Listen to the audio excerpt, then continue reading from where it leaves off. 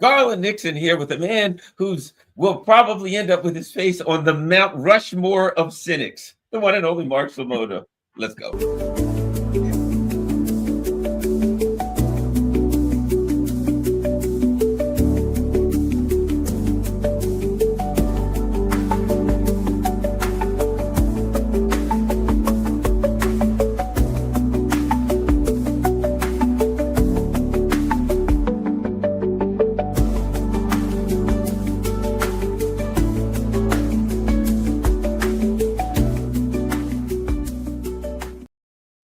You know, Mark, I've discovered what everybody truly hates about cynics. It's the gloating when you're always eventually right. And you always are like, and cynics have a way of gloating like no one else. It's just a kind of, they don't say just go and just kind of look around. You're damn you, Mark Sleboda. It's not that they're always right, but when they're wrong, it's actually usually a pleasant surprise. So there's no way to defeat a cynic. Mark Sleboda, tell everybody where they can find your fine works online. You can follow me on Elon Musk's Twitter X at Mark Sleboda1 and on Telegram and Substack at The Real Politique with Mark Sleboda. All right, let's start, Mark. What is this about a Russian envoy being apparently in DC? Apparently it's Kirill or whatever, the business guy. Does that really mean anything to you, Mark? Yeah, okay, so this is Kirill Dmitriev. We've heard of before, right? When there were the first talks in Saudi Arabia with on the US side, it was Waltz and Rubio and Witkoff, right? On the Russian side, it was Lavrov and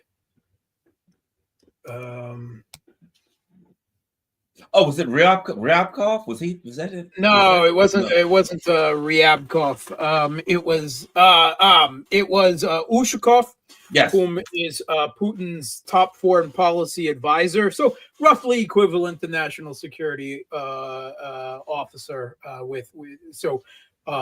Equivocating Mike Waltz, and to equivocate Steve Witkoff, whom is a real estate developer. Well, I don't know if Russia quite went that far, but they did show someone who was more or less in private business, and that is Kirill Dmitriev, whom is the head of Russia's direct investment fund, which is a private position. It's not a it's more analogous to the American Chamber of Commerce, but the idea was it is a businessman that is close to Putin. Right. To Russia was trying for direct equivalence with their counterparts. Right. So that was the first big talks that happened in Saudi Arabia. And since then, Kirill Dmitriev has been several times speaking on this level of whenever Witkoff is there, Russia sends Dmitriev. Kirill Dmitriev. And right now, there has been some tension, shall we say, developing, basically because Russia demanded these conditions for the Black Sea Initiative, i.e. Grain Deal 3.0, and they regarded them up front. But most of these conditions, all right, and these are the same conditions that were for the original grain deal, right? The Black Sea grain deal that was brokered by the UN Secretary General and Turkey. With the understanding that the West was on board with it. And the idea was, all right, so you're saying that trade, getting grain out of Ukraine is important for keeping the world fed, particularly the third world, right? Okay, that's fine. We understand that. Ukraine is the fifth biggest exporter of grain in the world, or was, right? We're number one. And you're sanctioning all of our ability, right? You don't directly sanction agriculture and fertilizer, which we're also number one in exporting, but all of your blocking of our banks so that we can't conduct finances with our goods. You're preventing us from getting insurance, docking in ports.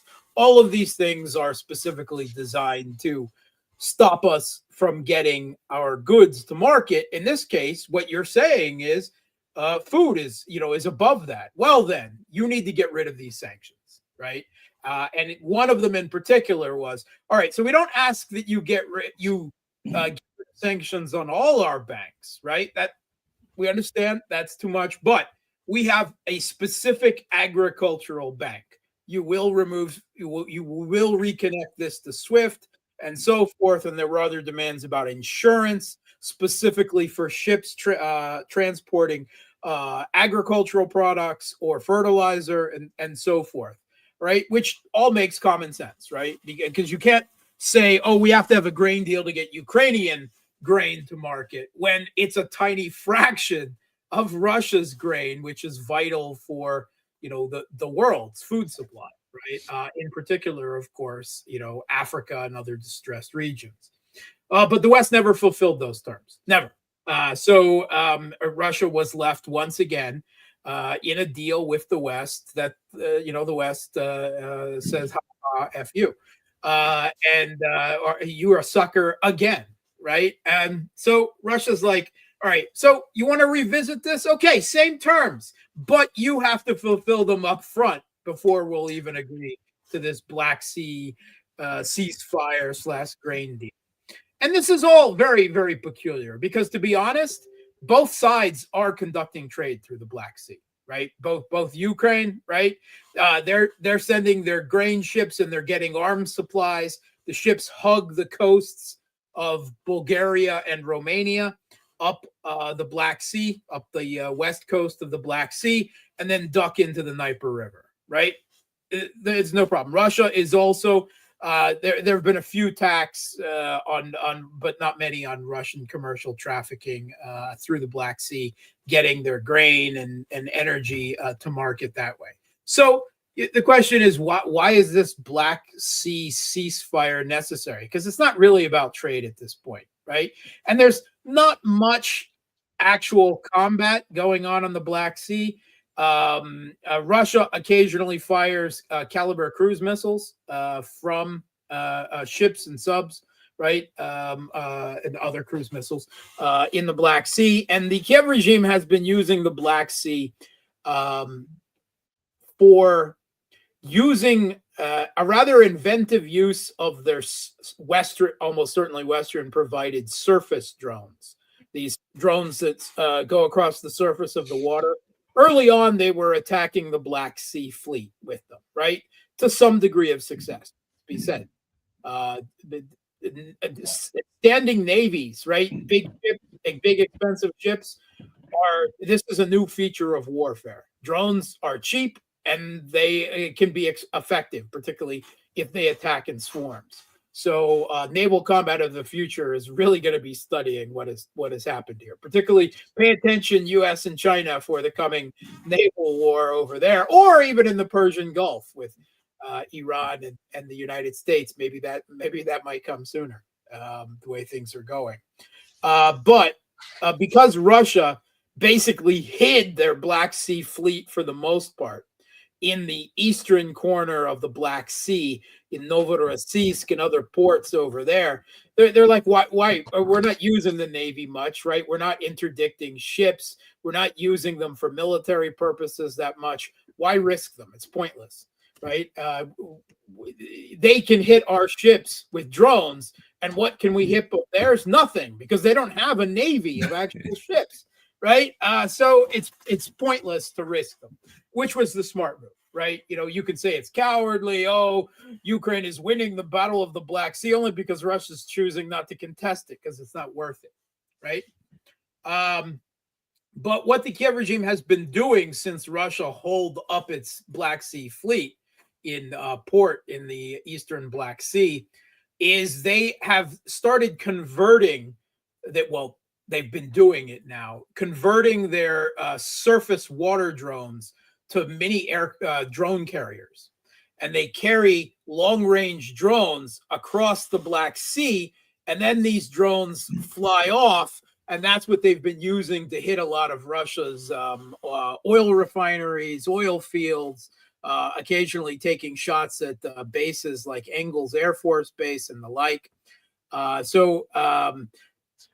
Yeah, that's been, an innovation and fairly effective, to be perfectly honest, right? It's not, a game changer, but it's having an effect. So actually, you could make the argument that at this point, a ceasefire in the Black Sea would inhibit Russia or the Kiev regime's long-range drone strikes using this method more than it would hurt Russia, to be perfectly honest. So that's certainly what some people in the Kiev regime are saying.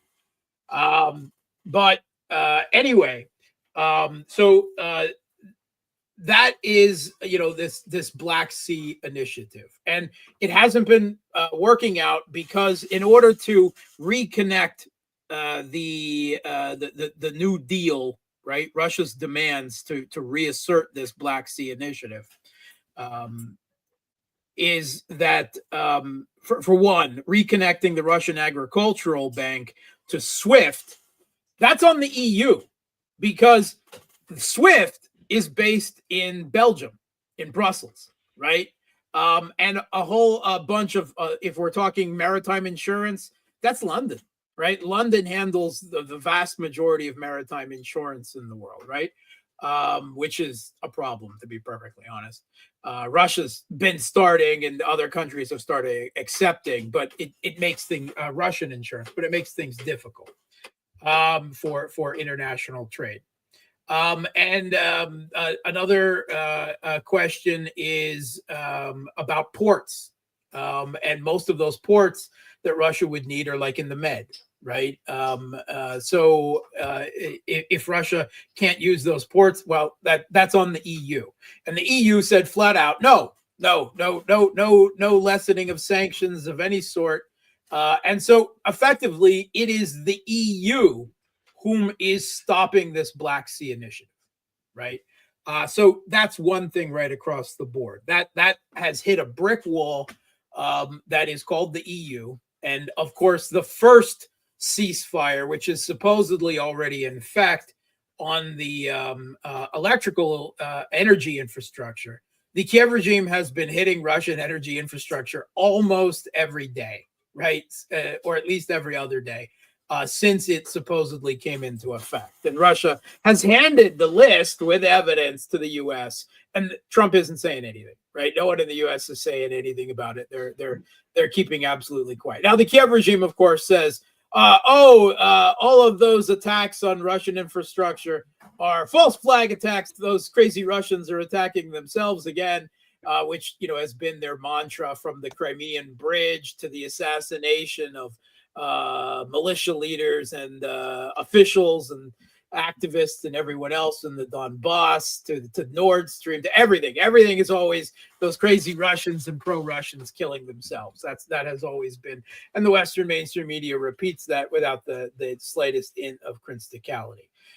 They're denying it, and they're claiming hits on their own energy infrastructure, although those are just completely baseless.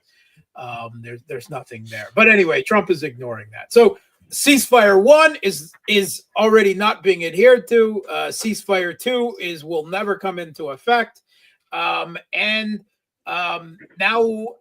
we hear during the week, during an interview with Trump, that Trump was pissed at Putin, right? Those were the words from NBC, because Putin dared question Zelensky's legitimacy by suggesting that there should be a UN transitional government or a transitional administration to oversee free and fair elections in Ukraine, which of course is a joke. It's never going to happen. But anyway, And evidently this pissed Trump off because it questioned Zelensky's legitimacy. At which point, the Russians are like, what? Didn't you just call Zelensky a dictator a couple of weeks ago? And before you walked it back and said, did I say that? Doesn't sound like something I would say. And you have yourself called for elections in Ukraine, and now that's gone away, right? But you're angry at us for questioning Zelensky's legitimacy. Russians are just whiplash from Trump's, contradictions back and forth. Changing his position all the time. So Trump versus Trump, I call it. Yeah, Trump versus Trump on a given week. Trump is evidently frustrated because he thinks there should have been a ceasefire already. He thinks Russia is dragging its feet, which, to be fair, it probably is. But Russia doesn't need a ceasefire. If you want a ceasefire, you got to make it good for us. This is on our terms. If not, we don't really want one anyway. So, don't look for any favors from us. So, in order to head off these tensions, right, and Trump's threats of sanctions, and his latest threat against Russia is a 50% tariff. First it was 25, then the next breath it was 50% tariff on Russian oil, which is just bizarre because, of course, the U.S. Right now, right before the conflict, actually the U.S. was getting a significant amount of oil from Russia. In fact, at one point, I think it was sometime between 2015 and 2019, Russia became the second biggest supplier of imported oil to the United States, which was crazy. But that all, of course, dropped off by 2022 and later.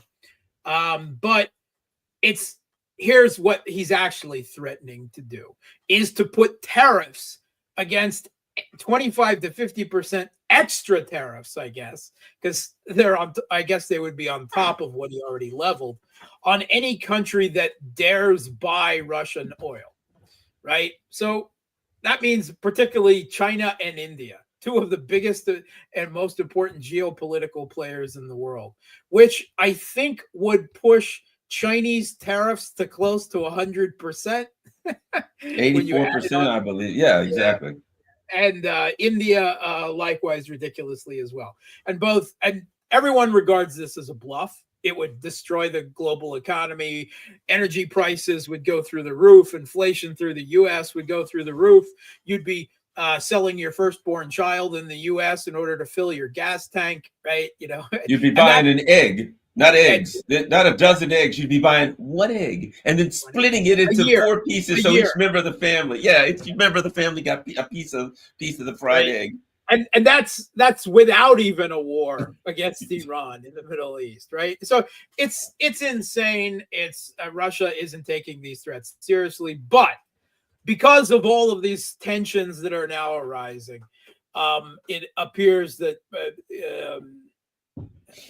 Kirill Dmitriev has been sent to speak to Witkoff, which is in effect to speak to Trump and to placate him with, hey, we're trying our best. Maybe they'll talk some business stuff because Trump likes to hear about business stuff, about how much money he can make in Russia, blah, blah, blah, something like that. A Trump hotel on the moon. Why don't we work together to put a Trump hotel on the moon?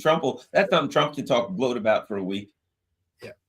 So basically to placate him and to hold his hand and to keep him from going ballistic, right? To assure him that we're really still interested in a peace process of sorts.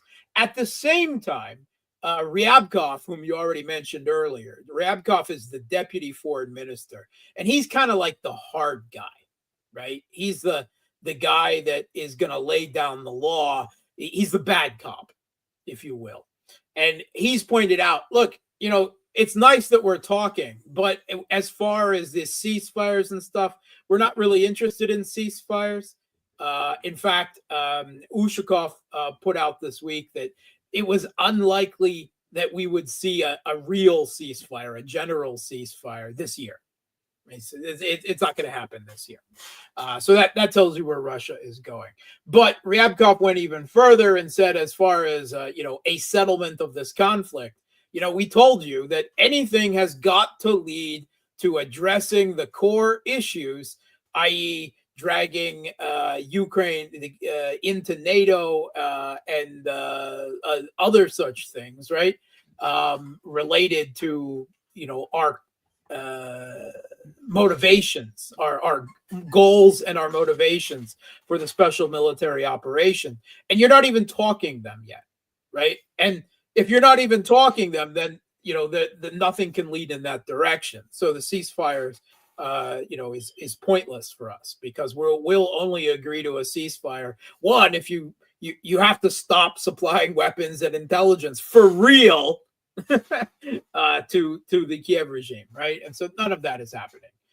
So Russia is quietly, through Ryabkov, saying, look, this is going nowhere, right? So at the moment, other than the Witkoff-Dmitriev meeting, right, today, right, as of taping in D.C., there are no other meetings scheduled that I am aware of between the Russian side and the U.S. side. Not on bilateral relations, not on the Ukraine settlement. Right now, everything has hit a brick wall. That brick wall being the EU trying their best to stop any ceasefire or settlement, the Kiev regime actively breaking the ceasefires, and Russia saying, look, you have to meet our conditions or no ceasefire, right? And that kind of leaves Trump in a bad place, and he's getting frustrated, and he's getting desperate, and he's making threats and all of this. He's investing way too much political capital in this, right? He should have listened to Steve Bannon. Yeah, he should walk away. Yeah, Bannon was right. Right? There's no easy solution here. And if you try to put your reputation and political capital on the line, saying I'm going to bring peace in 24 hours, no 100 days, by Easter, whatever, it's not happening, right? And he would be best to distance himself from it. Blame Biden. Blame the EU, blame Zelensky. If you want to blame Putin, okay, blame Putin. Evidently, the U.S. is running commercials about their desired annexation of Greenland, saying, we'll protect you from Russia, which is evidently going to invade Greenland any day now. So, if you want to use us as a scarecrow and a boogeyman, whatever. Right? It's nothing new for us, right? But again, Russia would like to continue as much as possible to improve bilateral relations with the U.S., even if discussions on Ukraine, be they ceasefires, permanent settlement, or anything else, go nowhere. Russia would like a two-track, right, with only limited overlap. And one of the big things they're pointing out is, hey, we can talk to Iran. We're the only ones. We have a strategic partnership with them. We can talk to Iran and, it prevent a war here. And there's the unstated, and we could supply them with lots of air defense missiles, electronic warfare, lots of defense capabilities that you would not appreciate, right? That's not being said, but that's being said, right? Right. So Russia's got they got a lot of cards to play in the Middle East. Period. Russia's got a lot of cards to play. Well, less than before, because Turkey, Syria, but they still have a lot. Al Qaeda threw Syria out from under the. But Russia's still tight with the Gulf states. If you remember how they got good relations with Saudi. Good relations and OPEC +1. So the issue, particularly with questions about the economic future of the U.S. on the horizon and gas prices, Russia has a lot of cards to play still. And I think what you're saying makes sense in this, and Russia's been saying this all along. No matter what's going on between us, we need embassies, open, fully working, and we need to have a robust dialogue. Even if we're disagreeing, no matter what's going on in Ukraine, the healthy thing is for China, Russia, and the U.S. That there's three countries. There ain't nobody, no other real players in this game other than those three countries. And to be safe, those three countries have to be able to have a robust dialogue. Yeah, I mean, particularly Russia and the U.S. because they're the two biggest nuclear armed countries in the world. China significantly behind the other two, of course, but increasing that number as time goes on, right? But yeah, I mean, it goes without saying the size of China's economy. If you're not talking to the Chinese, then what planet are you on, right? But we've, as all of this is going on with Russia, as predicted, as it must said, we talked about already autumn when Trump was still campaigning that he might try to extricate the U.S. or at least de-escalate in Ukraine, but he would likely escalate against Iran in the Middle East and against China. And lo and behold, we had this release of a policy paper from Hegseth, from the Secretary of Defense, that says the U.S.'s number one priority is preparing for war with China. And on the other hand, Trump is now openly threatening war with Iran, to bomb Iran like it's never been bombed before, unless they cut a nuclear deal with him. And for those who don't remember, Iran had a nuclear deal with the U.S. that Trump ripped up during his first term for no other reason, apparently, other than it was Obama's signature foreign policy accomplishment, quote unquote, right? And then Trump assassinated the Iranian general Qasem Soleimani, whom was extremely popular. He's a man who could have very easily been Iran's president by now, right? It could have been a president, Soleimani, right now if the U.S. hadn't killed him. So the Iranians, the supreme leader, and Pezeshkian, the president, both have said it's pointless to conduct diplomacy with the U.S. because everything is written in sand, right? At just before low tide. Right, everything is washed away. If not immediately, then as soon as the next administration comes in, why talk to them, right? And the U.S. is increasingly they're sending B-52s to B-2s to Diego Garcia. They are sending aircraft carrier groups, at least the one that's not tied down trying to play whack-a-mole against Yemen, against the Houthis in Yemen. But they're obviously making military movements as threats, right, as against Iran. And as of this week, now Iran is saying we won't talk to you directly, no matter what threats you make, but we'll be willing to consider indirect talks, right? And indirect talks is something the U.S., again, according to the Western media, that the Trump administration is now considering, and that means Russia. Almost certainly that means Russia, right? Because it's Russia that Iran has this new improved strategic partnership relationship with. Other possibilities, maybe Qatar. I mean, there are others, but certainly none that have the influence and the weight that Russia does.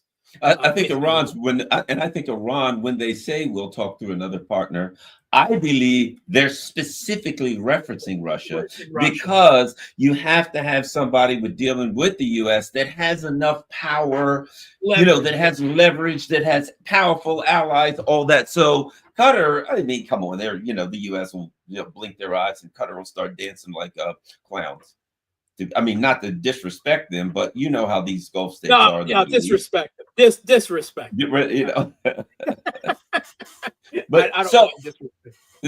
Anyone who hosts U.S. military bases, I got no problems disrespecting. Exactly. Those are always, they're not bases of alliance, they're bases of occupation. Okay, here's something I want to ask you about. Europe must make contact with Putin. Stubb, the Finnish president, opined that France or UK should be the one to speak to the Russian leader. Now, here's a guy he's always woofing, his gigantic country of 5.7 million people or whatever it is always prepared. Which is a suburb of Moscow. Exactly, right? They're always, I live in a small state, the state of Maryland. We got more people in Maryland than they got in Finland. You're just saying, you know what I mean? But, and I don't think Maryland's planning on, we're going to be overthrowing the Russian government anytime, attacking the Red Army anytime soon. But here's my point. To me, here's what I hear. We need to try to get into the talks because we could disrupt them a lot easier if we were involved. If we were, maybe I'm just being cynical. I've been hanging around Mark Sleboda too long. Your thoughts? This is true. Yeah, you're absolutely right. So Stubb is famous, right, or infamous for being notoriously and maybe the top Finnish anti-Russian ideologue. Like that's his shtick, right? And he is the prime minister now. And suddenly, him saying that we need to talk with Russia he's doing the Michael Jackson moonwalk, walking back his position. That's what it is right now. And ultimately, it's a realization, right, of how bad things are going for the Kiev regime on the battlefield, right, and that their time is limited. And Russia has made clear, look at you. We better settle things soon because we're about to launch major offensives. And after that, it may be too late. And then we'll just take we'll take Odessa, Kharkov, probably the whole east bank of the Dnieper, right? If you're lucky, right? That's what they're saying right now, openly. I mean, that's what that's what Putin has said in a, I believe, intentionally linked closed-door meeting a couple of weeks ago with Russia's entrepreneurs and industrialists. And he said, look, and if they don't meet our demands soon for the SMO, for our conditions for a settlement, then our stakes are going to go up again, right? The first time we extended to Kherson and Zaporozhye, now, it will go further than that. Right. And there may not be a Ukraine as a state at the other side of that. Right. And Russia's been warning about that for a long time.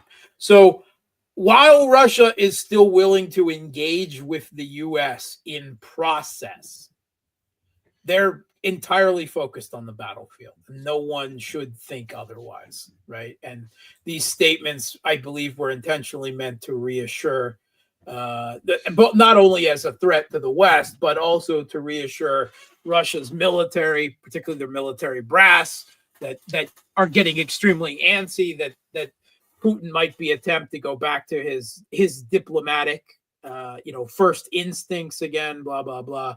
And I think Putin was reassuring that, no, unless they meet our demands completely, that is not the case, right? Because and Putin said specifically, he spoke to a group of Russian sailors in the Navy.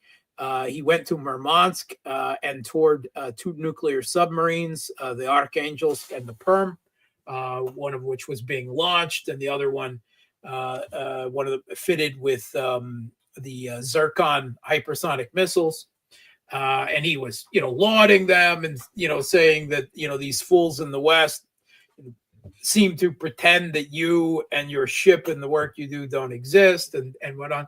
And he went on to say that, he believes that with Russia's looming new offensives this late spring, early summer, that he believes that there is the potential for finishing off the Kiev regime's military forces. And that was very specific language, I believe. Now, whether that's true or not, it certainly seems to indicate that he has a confidence in where things are heading on the battlefield. And he has every reason to, right? The Kiev regime is still putting up a fight here and there. There's absolutely no question about that, right? In the south of Pokrovsk, they've had some significant counterattacks that have probably set Russia on a different course for the suffocation of Pokrovsk, right? Because they put a lot of reinforcements into that. Also, they keep throwing reinforcements into this new, barely talked about offensive into the Belgorod region. They've managed to take probably a few buildings in two hamlets on the border after now 2 weeks of attacks at tremendous loss. Dmitrievka and Pakovka, something along those lines. There's two little hamlets on the border with Belgorod that they've been attacking now for about 2 weeks, and they haven't had really any success, but they're not giving up. They keep throwing more and more there, so they're not done. Right, they're not throwing in the towel. They're still fighting. Their reports is that they're getting West's weapons, both from the U.S. and from Europe, at a pace that matches the best that they had in 2023, right? And I think everyone is aware, the West is aware, that Russia's about to launch 2 new offensives, and they're trying to give the Kiev regime military equipment to help them survive it, right? To help them blunt it. That's probably what's going on right now. And there's still the possibility that Kiev could try their own crazy suicidal offensive this late spring and summer. Ultimately, it will probably be an even worse strategic blunder than Kursk was, but it's probably not going to stop them either, knowing their track record, right? No matter what the costs. But the point is, Russia scents blood in the water, but the opponent is still fighting, right? Don't think it is over. Sure, yeah. Still war. Let me ask you this. And I just saw an article, Brazil's Lula to meet Putin and Xi amid global trade war fears. Lula, okay, fair enough. Xi, I think an important figure, maybe the foreign minister or somebody, was just in Moscow meeting President Putin. Wang Yi. Yes, Wang Yi. And they're just saying now that President Xi, he's going to show up apparently in sometime in May, maybe early May, but what made even suspect.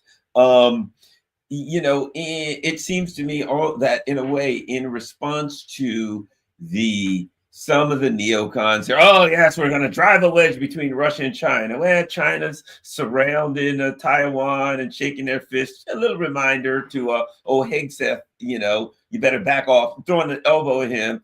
The Russians are reestablishing rhetorically and symbolically, ain't happening. We're tight friends. Your thoughts on what's happening with the Russian-China special alliance that's stronger? Yeah. What is it? It is stronger than it's greater. What is it? They said it's a block or something. They said no, it's stronger than any alliance. Yeah, exactly. Anyway, what's happening with that? It's not a formal alliance. Okay, so yeah, there's no question. Particularly with these the Trump administration at least intending to pivot from the Biden administration's war against Russia to a war against China in the Pacific. China will need, of course, Russia more than ever in that regard, right? It may be their turn to take some heat from the United States, right? And if that's the case, then we can be certain that Russia will provide China at least as much support as China provided Russia, in which maybe not direct military support, but Russia's position in the SMO would have been vastly more complicated if China had given in to U.S. demands to stop energy, oil, gas, all this trade, and so forth. And certainly political support and the like. And I to be perfectly honest, I think that Russia would probably provide China more support than China provided Russia, to be perfectly honest. But so yeah, there's a big meeting coming up. Well, an occasion. It's not a meeting per se, although doubtless there will be meetings. May 9th is Victory Day in Russia, right? It's the day of that Russia celebrates their victory over Nazi Germany in the Great Patriotic War. And this is the 80th anniversary, right? And there are only a very small number of living veterans left. And, it's increasingly unlikely that there'll be many, in 5 more years for the 85th or something like that. So it's any of these ordinal numbers like 80, is a big event while there's still veterans left alive. And Xi Jinping will be coming to the May 9th celebrations. And he will be, because China, of course, is the country that suffered the most after Russia in World War II, of course, from Japan. So they'll be celebrating their role in the conflict together.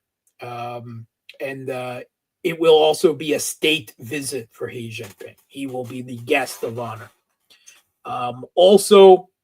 It is rumored that Modi will be attending as well, which would be significant if both Xi Jinping and Modi were there. There might have to be a double state visit because you can't give a state visit to one and not the other.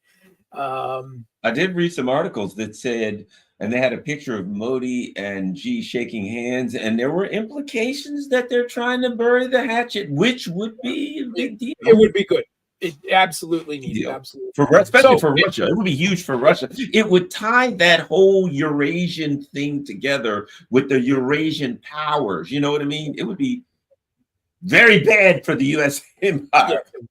And it's interesting because Wang Yi in Moscow was also talking supposedly about some new strategic framework for Eurasia, which is, we don't have any details. We don't know exactly what they were talking about, but evidently that's something that they were talking about as well. And Lula as well may be coming to May 9th, to Victory Day. So right there's a potential for 3 of the BRICS leaders to be in Moscow, along with a whole host of other leaders of former Soviet states, obviously not the Baltics and Ukraine, but, many others will be there because they all had their roles, right? It wasn't just Russia, it was the Soviet Union. So Kazakhstan and Tajikistan and Kyrgyzstan and Uzbekistan and all the others. And there will be certainly a number of them who will attend the celebrations in Moscow in person, almost certainly. So now that said, it would be a very good occasion for the Kiev regime to launch some PR terror attack to embarrass Russia on, if they made another attack on the Crimean Bridge or, God forbid, on Moscow itself, there's a potential for them to try to lash out. That's always, a situation. And I'm sure Russian counterintelligence and will be doing their role to stop any such terror attacks or something of the like. But just be prepared that you always have to consider that the Kiev regime will not hesitate to do something like that, no matter who is in attendance, if they think they can hurt or embarrass Russia or its allies in any way. What are your thoughts on this whole tariff thing, Mark? This whole tariff war? Do you have any? Yeah, sure. So, there's no question that the U.S. benefited from globalization and free trade for decades, up until it didn't. And I think for more than a decade now, there's been some level of understanding that, well, the way things are going, that globalization and free trade is no longer good for the United States. In fact, it's hurting. And there's no question, right? Capital went to the East. It went to the Pacific. Why? Because manufacturing went to the Pacific. Why? Because they went in sorts of cheap labor, right? So they went to China and other countries in the Pacific. So manufacturing left the United States, and without an industrial base of its own, this globalization and free trade as it stands has been costing the U.S. money. And there's been no easy remedy. How do you restart an industrial economy in the U.S.? How do you get Americans to stop, buying relatively cheap and increasingly quality Chinese goods, or maybe Indonesian goods, or whatever now, and resuscitate American manufacturing? Trump has an idea, and he's ready to take radical steps. Well, he is taking radical steps in that direction. Trump has a fixation on one particular American president, William McKinley, at the end of the 19th century. William McKinley, and Trump regards this as America's golden age. And McKinley was tariff happy too. Tariffs are ready. And there's arguments that that's how the U.S. built up into an industrial power in the early 20th century because of the tariffs that were in place to protect its manufacturing and industry then. I mean, it must be said that this is 2025, not 1890, right? But with this, Trump doesn't like the word sanctions because Biden loved sanctions. So sanctions bad, but tariffs good. So his solution to all of this is to tariff the world, right? If the terms of trade in the world, if the U.S. has trade deficits with the majority of the world right now, then the Americans need to stop buying foreign goods, right? In order to encourage them to buy American goods. And if they really want to, then at least they can pay a premium in effect on tariffs to staff government coffers, right? Now, Trump says this money from these tariffs will be spent on decreasing America's absolutely absurd national debt. What is it? 37 trillion, yeah. 37 trillion, yeah. And supposedly to lower taxes for the average American. I'm going to hold my breath on that and say it's a lot more likely to be spent on war with Iran or China, but and it's going to lower taxes, just not for the average American, unless the average American is Elon Musk. Yeah. So it's his solution. It's a radical solution, right? I haven't heard that anyone has a better solution, to be perfectly honest. I don't know if there is a solution to it at this point, but he thinks the rest of the world is stiffing Americans. He's calling it Liberation Day. I don't know, like wasn't that a sci-fi movie? Oh, that was Independence. Yeah. Anyway, it's built on the same kind of rhetoric, the same kind of ridiculous Trumpist rhetoric, Liberation Day. And he's calling it reciprocal tariffs. And he put out a very misleading graph, by the way, claiming that this is what the tariffs that other countries have on us. And then this will be the smaller tariffs that we're going to inflict on all of them. But then you have to read the asterisk and read in, what are these? It's not that China has 60% tariffs on the U.S. goods, right? Actual Chinese tariffs, I think, on U.S. goods are like 5%. What it is they're creating a bullshit number out of thin air based on what they consider the tariffs due to the trade deficit. And there's a special caveat there, also includes what they consider to be currency manipulations. And basically what they're saying is this entire graph, is bullshit. But that's what we're claiming to try to justify it to the American people. And the American people are going to need some justification because they're going to have to pay more for everything that's imported to the United States right now. And it has to be said that without U.S. manufacturing already undergoing some type of big attempt to develop manufacturing again in the United States, that means that for, at a minimum, years into the future, Americans are going to have to pay more for everything, right? Nearly everything, right? Even theoretically. Now, I don't believe this will actually help the American economy. Again, I don't think there is an easy solution. It is going to disrupt the global trade. It is probably going to lead to a global recession.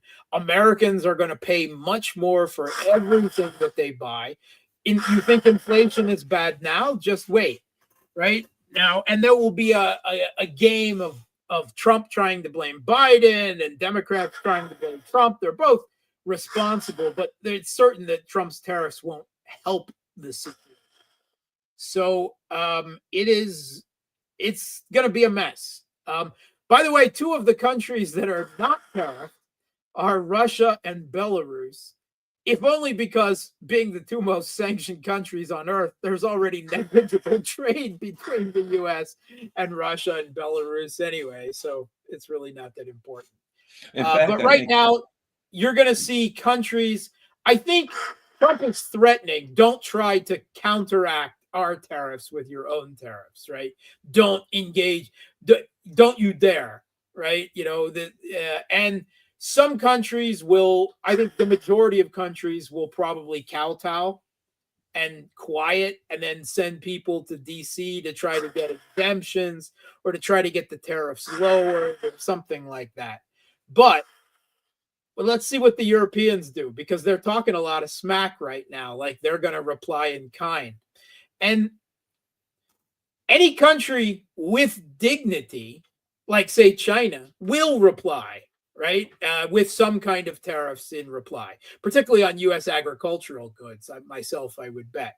But the Europeans, they don't have any dignity or sovereignty. So I don't think they'll actually respond. I think von der Leyen will talk a lot of smack, and Starmer and Macron will do the butt wiggle in front of Trump and try to play good little doggies and try to, everyone like Italy is already, well, we're not going to reply. We'll go and talk to Trump, and and blah blah blah. And so there will be a lot of genuflecting and butt kissing and kissing of various other organs involved, as the Europeans, I think, will not reply in kind with dignity.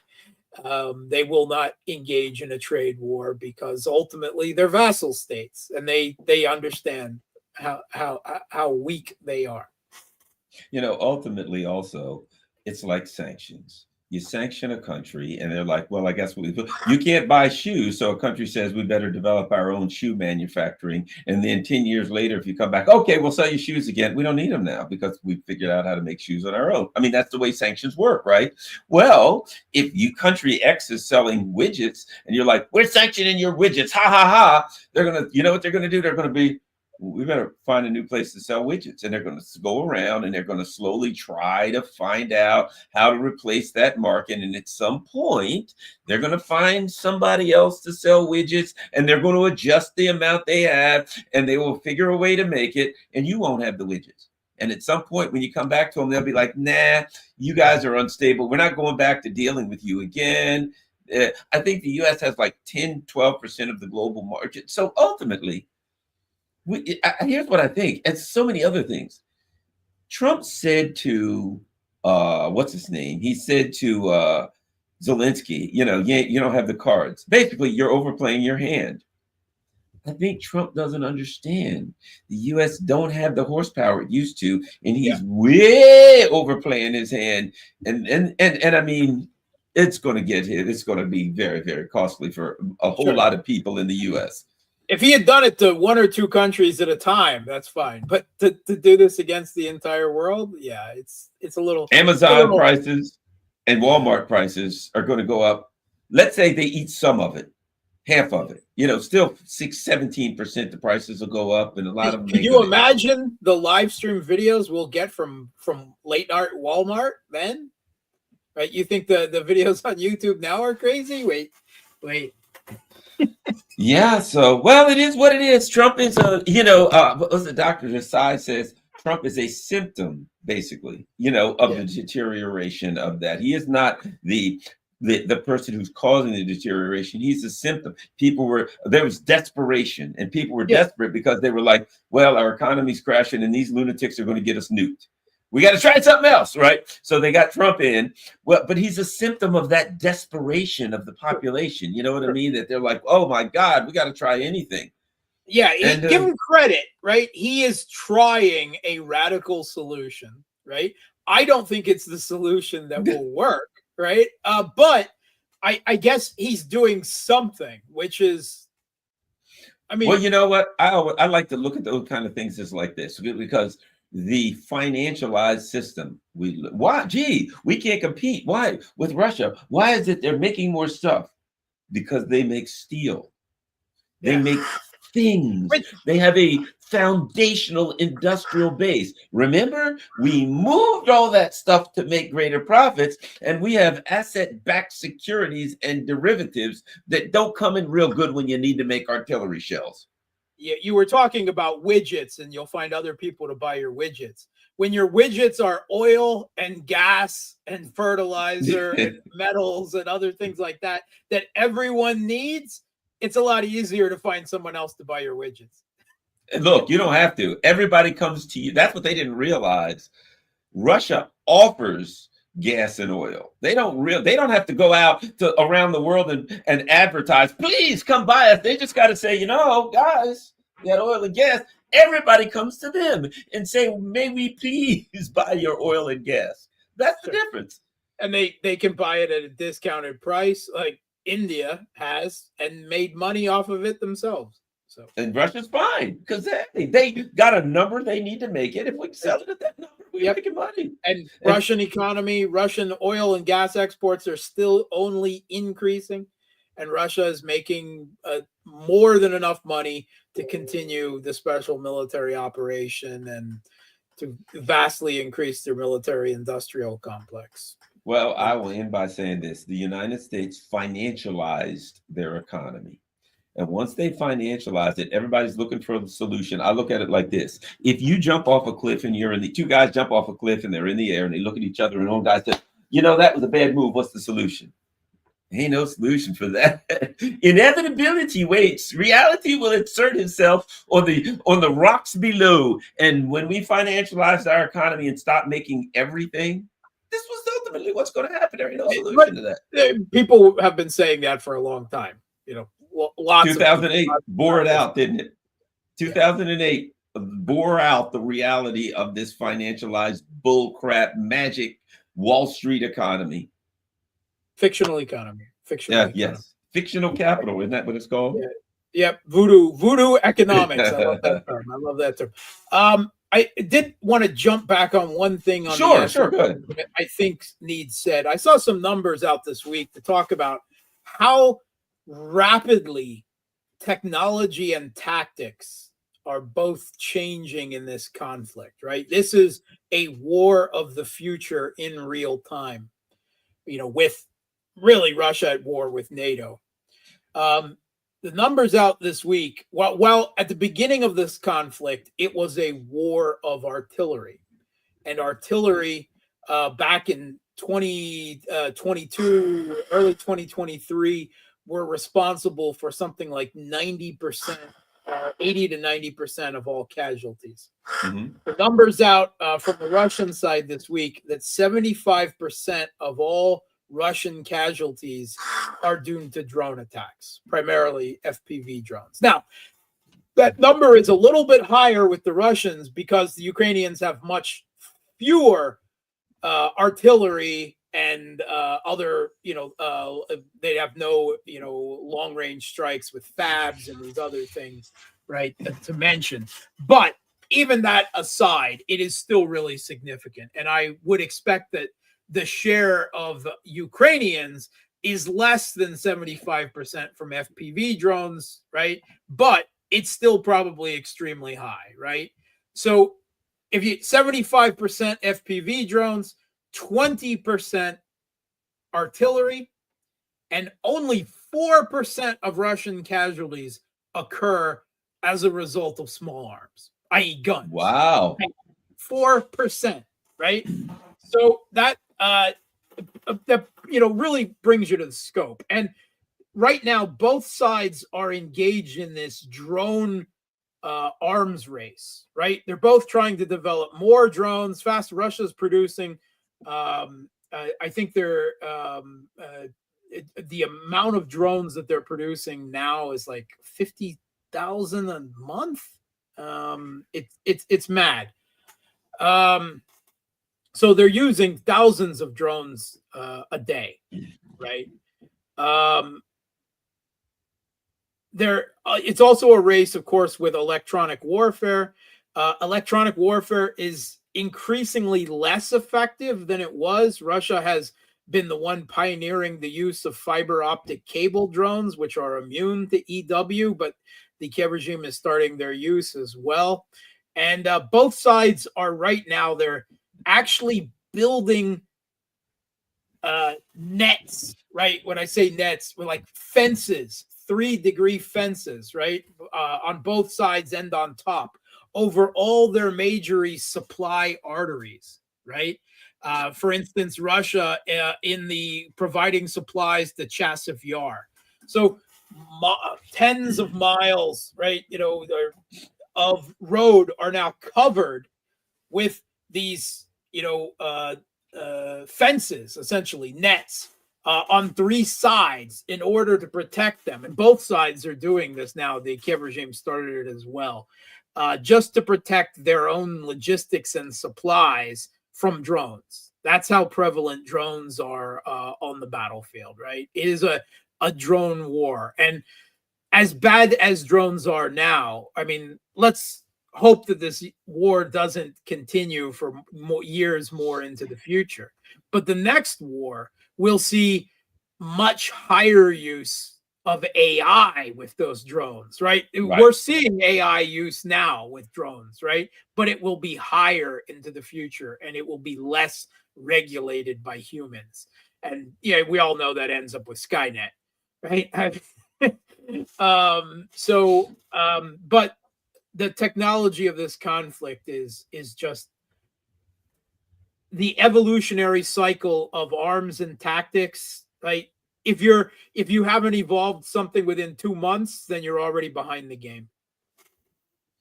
Yeah, I think you're right. I think it's unbelievable. But the problem that the West has is they're not even in the game. They're just kind of watching the game, and Russia's in it, and they're and that, what's interesting about that? By the same token, part of warfare now is that it is fluid. You know what I mean? So here's what I mean. Part of warfare now is understanding that technology evolves so quickly on the battlefield that not only do you have to have new technology, not only do you have to be update with the new technology, you have to actually be prepared to have a structure. So when something comes out and the men say, hey, there's a new drone and it hit us and it did this and we don't know what the hell this thing is and here's the pieces of it, that you already have a structure that takes the piece of this new technology or whatever it is, that goes in, takes it apart, figures out what it is, interviews the men. How was it used? Well, it came in a swarm and it did this, so that your military has a structure to reverse engineer it. Yeah, reverse, and to take in new information about new technology and how it's being used, so you can then figure out what it is and get out new training to the men. Okay, they got a new drone that does this. From now on, all our vehicles have to do this. You know what I mean? You have to have a structure in your military that converts understands the new technology and keeps your military constantly changing. Do you know what I'm getting at? Oh yeah, absolutely. I mean, it is, lessons learned in real time, right? I mean, again, this is a near-peer conflict, right?